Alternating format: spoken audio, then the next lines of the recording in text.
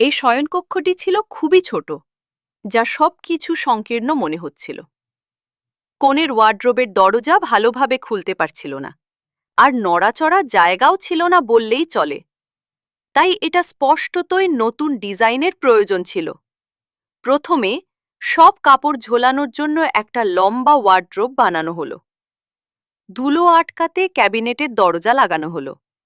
পাশেই স্কুলের জিনিসপত্রের জন্য ড্রয়ারযুক্ত একটা ডেস্ক রাখা হলো। পড়াশোনার জিনিস রাখা জায়গা বাড়াতে উপরে একটা পেগবোর্ড লাগানো হলো। জানালার কাছে নরম কুশন দিয়ে লেজটাকে আরামদায়ক পড়ার জায়গায় পরিণত করা হলো।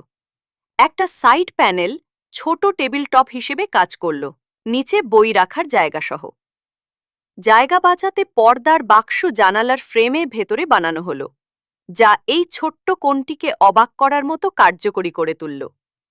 অন্যদিকে স্টিলের তৈরি একটা লফট বেড ফ্রেম লাগানো হলো।